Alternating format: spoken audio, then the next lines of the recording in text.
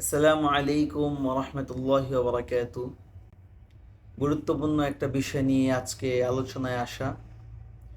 গুরুত্বপূর্ণ বিষয়টা হলো, আমরা ইসরায়েলি পণ্য বাংলাদেশে বয়কট করেছি এবং পুরা বিশ্বব্যাপী বড় বড় স্কলাররা দাওয়াত দিয়েছে বাংলাদেশের মধ্যে এবং পুরা পৃথিবীতে, যাতে করে ইসরায়েলি এবং তাদের সমর্থিত যেসব কোম্পানি আছে এগুলোর পণ্য যেন বয়কট করা হয়। কারণ এই টাকা দিয়েই তারা অস্ত্র কিনে মুসলমানদের উপরে আঘাত করছে, মুসলমানদের উপরে হামলা চালাচ্ছে। আমাদের টাকা নিয়ে তারা আমাদেরকেই মারছে, আমাদেরকে হত্যা করছে। মুসলমানদের স্থাপত্যি, মুসলমানদের মসজিদ, মুসলমানদের বিদ্যালয়গুলোকে তারা ধ্বংস করছে। অনেক দিন হয়ে গেল এই বিষয় নিয়ে এখন আর তেমন একটা আওয়াজ নেই।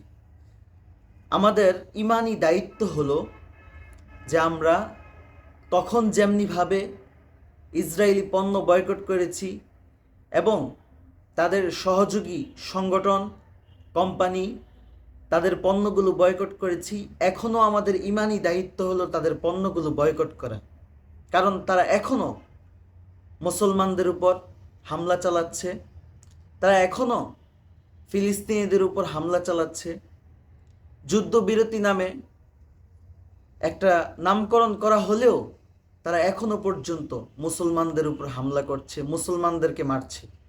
অতএব আমাদের প্রত্যেক মুসলমানের, পুরা বিশ্বের যত মুসলমান আছে সকলের দায়িত্ব হলো তাদের পণ্যকে বয়কট করা, তাদেরকে সামাজিকভাবে বয়কট করা, যাতে করে আমাদের অর্থ দিয়ে তারা আমাদেরকে ধ্বংস না করতে পারে। আল্লাহ পাক আমাদেরকে তৌফিক দান করুন।